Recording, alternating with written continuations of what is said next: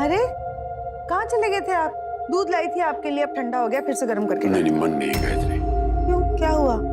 गए कहाँ थे आप? रौनक के पास पूछने गया था कि शालू और जया को लेके अभी कोई और टेंशन तो नहीं है। कोई पक्का जवाब नहीं मिला मुझे। आपके बहुत क्लोज है, आपसे बातें शेयर करता है, माँ का बेटा है ना, तो आप पूछ के देखिए। क्या पूछने वाली बात है इसमें? आपके रहते कभी मेरे किसी भी बच्चों को कोई परेशानी हुई है? वैसे भी आज आपने जया और उसकी बच्ची के लिए जो किया, सारी जिम्मेदारी, उनकी जिम्मेदारी अपने ऊपर ले ली, कितनी बड़ी बात है। वैसे रौनक भी धीरे धीरे जिम्मेदार बनता जा रहा है। मुस्कान के साथ रहते रहते देखा नहीं था दोनों कैसे खड़े थे जया और उसकी बच्ची के लिए। ये क्या है? ये मैंने सोचा था कि मैं आपको सरप्राइज दूं, लेकिन आपको बिना बताए रहा भी तो नहीं जाता। चाबी का छल्ला, इसे मैंने जुड़वा दिया है। सोच रही थी कल सत्यनारायण पूजा के बाद मुस्कान को इस घर की जिम्मेदारी और ये चाबियों का गुच्छा सब। नहीं गायत्री। क्यों? मेरा मतलब है गायत्री, ये आपकी जिम्मेदारी है, घर आपका है, इतनी जल्दी क्या है? अरे तो अब और कितना रुके? आज देखा नहीं था आपने? आज जया के लिए आवाज उठाते वक्त मैं समझ गई थी कि मुस्कान जिम्मेदारियां निभाने के लिए बिल्कुल तैयार है। अरे आपको तो बाद में एहसास हुआ था उस आदमी के बारे में, उस पर भरोसा किया जा सकता है कि नहीं, लेकिन मुस्कान जो है वो पहले से ही कह रही थी। और कुछ दिनों से मैं देख रही हूँ सारे घर वालों के साथ बड़े अच्छे से घुल मिल गई है। कोई काम बोलने से पहले ही खुद से कर देती है। घर वालों ने भी अब धीरे धीरे उसे अपना लिया है।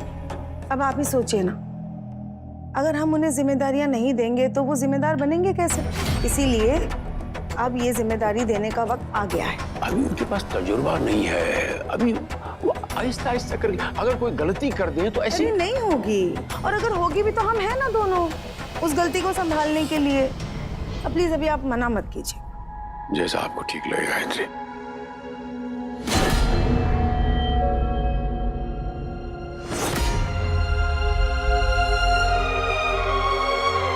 रौनक जी क्या हो गया? आप ऐसे इस तरह एकदम टूट से गए हो। टूट तो हम अपने बाप के भाइयों के बोझ से हैं, लेकिन सलाम बाप ही नहीं टूट रहा है, पर अब बस सब हमारे बर्दाश्त की सीमा के बाहर हो रहा है। रौनक जी, पर बात क्या है बताइए तो, हुआ क्या है?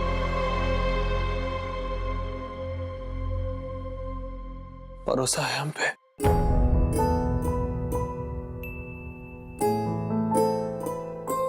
हाँ,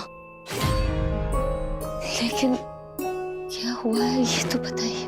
तो बस कपड़े पैक करो, तुम्हारे और हमारे, और हमें कॉरिडोर पे मिले। भरोसा है हम पे? बोला ना तुमने, अब दोबारा सवाल मत करो, पूरी तरह भरोसा करो वरना मत करो।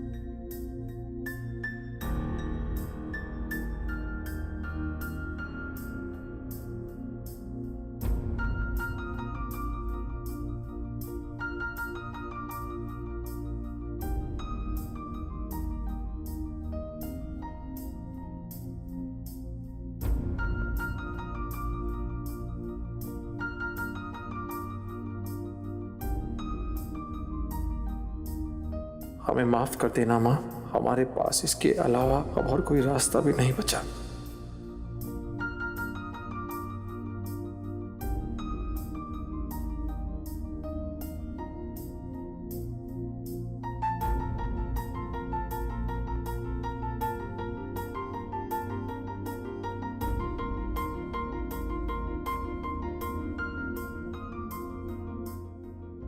आखिर चल क्या रहा है रौनक जी के मन में?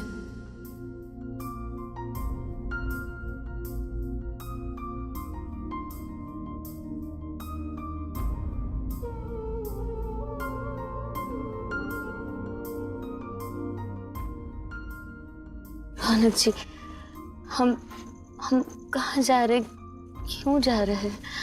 आप कुछ तो बोलिए, क्या हो रहा है ये सब कुछ?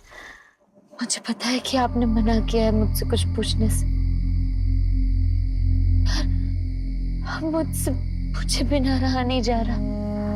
प्लीज बताइए ना, मुझे आप पर भरोसा है, पर मैं इस तरह आपको अकेले जूझते हुए नहीं देख सकती अब। हम पहले भी कह चुके हैं, अब रिक्वेस्ट आ रहे हैं तुमसे, मत पूछो अभी हमसे कुछ।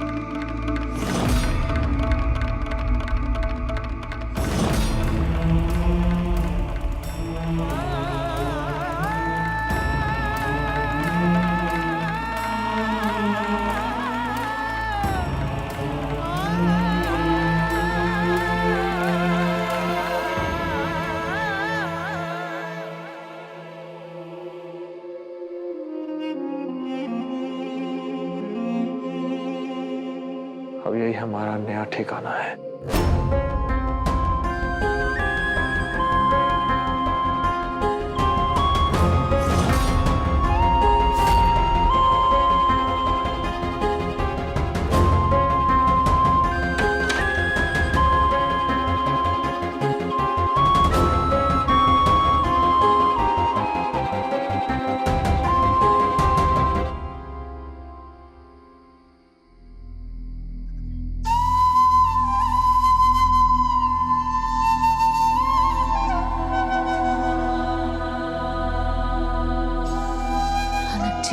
आपने घर पर मुझे चुप रहने के लिए कहा, मैंने कुछ नहीं पूछा। गाड़ी में भी मुझे चुप करा दिया, वहां भी मान गई मैं आपकी बात। यहाँ आकर कह दिया कि आज से यही हमारा नया ठिकाना है। उसमें भी कोई दिक्कत नहीं है, पर दिक्कत सिर्फ एक बात से है, आपकी खामोशी से। क्योंकि मुझे पता है कुछ है जो आपको अंदर ही अंदर बहुत परेशान कर रहा है। इस तरह खुद को सजा मत दीजिए रौनक जी, प्लीज भगवान के लिए कुछ बोलिए। हम यहाँ क्यों आ गए? कुछ तो बोलिए रौनक जी। रौनक जी, मैं हर कदम पर आपके साथ हूँ, आपके हर फैसले में। पर मुझे साथ निभाने तो दीजिए, कुछ कहिए ना रौनक जी।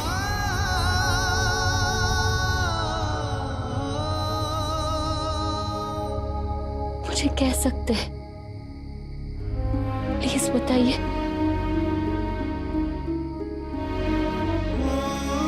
क्या कहे, कैसे कहे?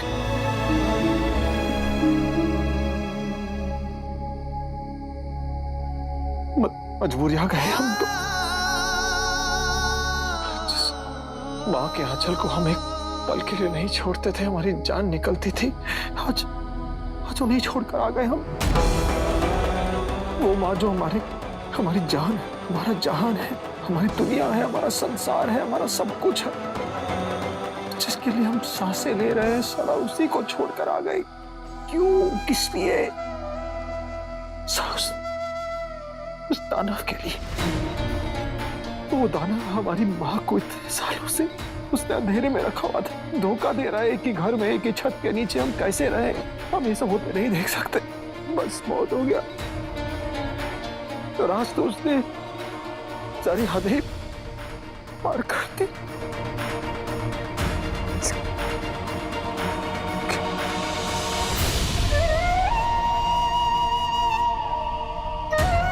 रौनक जी, ऐसा क्या हो गया? आप कुछ तो बोलिए। आपको इस तरह से टूटते हुए मैंने पहले कभी नहीं देखा। जानती हो, शालू को किसने बेहोश किया था? हमारे बाप ने। फिर वो नीचता की उस हद तक गिर गया कि हम क्या कहें, अपना झूठ छिपाने के लिए बच्ची की जान ले रहे थे। साला ऐसे कौन ऐसा हो सकता है? हम मानते हैं कि वो नाजायज है, पर है तो उन्हीं का खून। कौन करता है ऐसा अपने खून के साथ?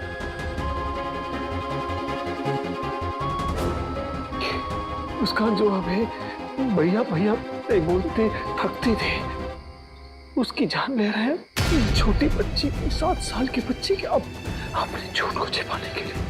कैसा आदमी है ये? तो आदमी नहीं है, ये दानव है, राक्षस है। रौनक जी, पत्थर से चोट की ही उम्मीद की जा सकती है। और आप संभालिए अपने आप को। जो कुछ भी आपने किया है बिल्कुल सही है। और देखना, आप बहुत ही जल्द सब कुछ ठीक हो जाएगा। जब सर जी के पाप का घड़ा भर जाएगा। पता नहीं तब तक वो नीचता के किस हद तक गिर जाएंगे, कितने नीच हो जाएंगे, हमें नहीं पता। क्या है कि हम तुम्हारे साथ कोई रिस्क नहीं ले सकते, समझ रहे हो ना? हम चाहते हैं कि तुम अपनी मामा से मिल लो और यहाँ से दूर चले जाओ। फिर आप घर वापस चले जाइएगा, माँ के पास।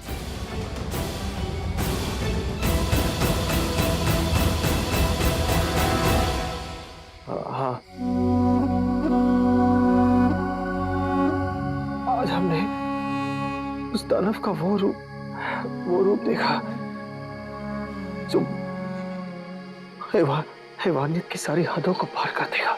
अरे कोई राक्षस भी 100 बार सोचेगा उसे क्रॉस से आने के पहले। उसका भी मन कतराएगा कि साला एक आदमी इतना कैसे गिर सकता है अपने स्वार्थ के लिए। अगर वो आदमी उसके साथ ऐसा कर सकता तो तुम्हारे साथ तो कुछ भी कर सकता है, कुछ भी। भरोसा आप इंसान पे कर सकते हैं, वो हैवान है तो हैवान पे हम कैसे विश्वास कर लें? उस हैवान की वजह से ना जाने हमें कितनी और कुर्बानियां देनी पड़ेंगी, कितनी कुर्बानियां। और आज तो उसने हमसे हमारी माँ का आंचल भी छीन लिया। अब पता नहीं आगे वो क्या क्या छीनेगा हमसे। माँ भी छूट गई आज। पता नहीं हम कैसे रहेंगे माँ के बिना। हम कैसे रहेंगे माँ के बिना, वो कैसे रहेगी अपने रौनक के बिना।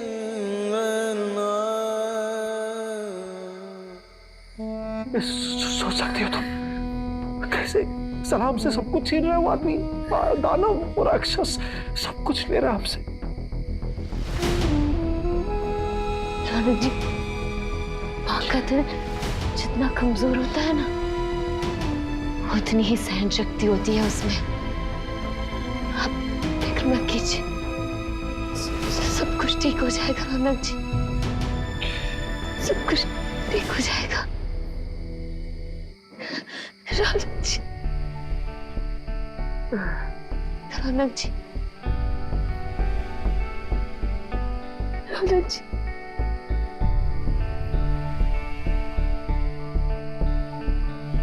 रौनक जी, इतनी भी चिंता मत कीजिए, सब कुछ ठीक हो जाएगा। आप इस तरह चिंता को अपने सुख चैन की चिता मत बनने दीजिए रौनक जी, सब कुछ ठीक हो जाएगा। हाँ प्लीज।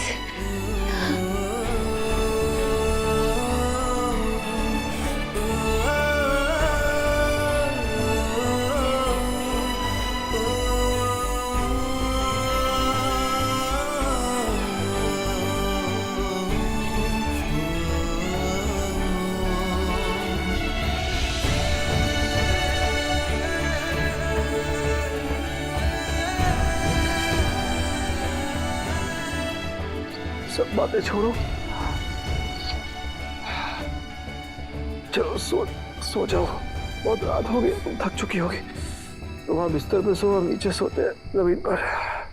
नहीं रौनक जी, आप जमीन पर मत सोइए, जमीन ठंडी होगी और आपको परेशानी होगी, तकलीफ होगी। माँ की आंचल के बाद अगर हम कहीं पले हैं तो तकलीफों के आंचल में पले हैं। एक तकलीफ और सही। हाँ।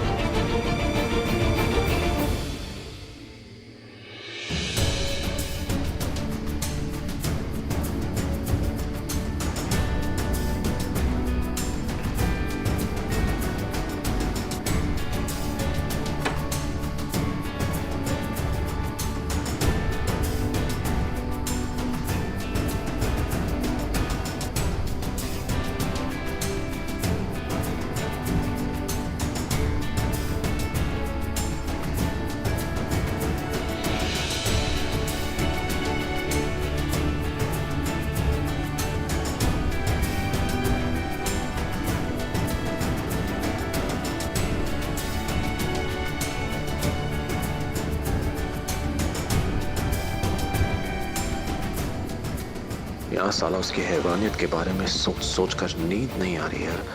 पता नहीं वो हैवान कैसे वहाँ आराम से नींद लिया लेता है।